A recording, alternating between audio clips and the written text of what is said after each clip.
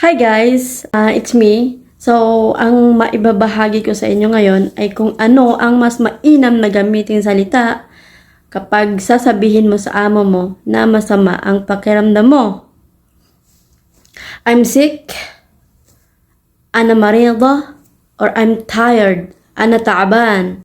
For me, much better na gamitin ang salitang I'm tired, ana taaban kaysa I'm sick. Ang word kasi na I'm sick, ana marida, is hindi siya usually na ginagamit dito or hindi siya common na ginagamit ng mga tao dito sa bansang Arabo. At ang word na I'm tired, ana taaban, is yan yung madalas na ginagamit nila dito kapag masama yung pakiramdam nila, nanghihina sila.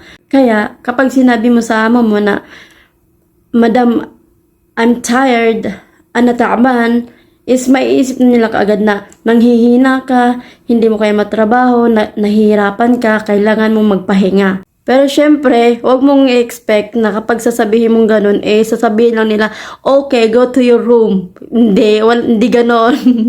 May mga follow-up question pa yan sila. Tulad ng, Lash, bakit? Wash fish, anong nangyari sa'yo? Washul mushkila, anong problema? Minwen, saan galing yung pagod mo, yung sakit mo? Ganon. Kapag ganon, sabihin mo sa kanila kung ano yung nararamdaman mo. Kung bakit ka pagod, kung bakit ka taaban.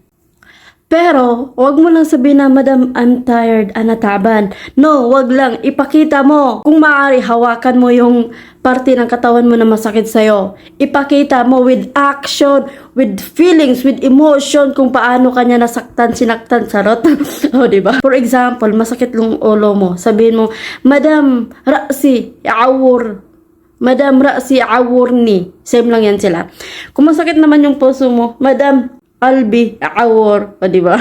Or kung masakit yung mata mo, sabihin mo, Madam, ayuni, awor, gusto kong matulog, amba anam, kailangan ko ng tulog, tad anam, o diba? At kung masakit naman yung likod mo, sabihin mo, Madam, dhahri, awor, masakit yung likod ko, o diba? So, ayun lang, simpleng kaalaman.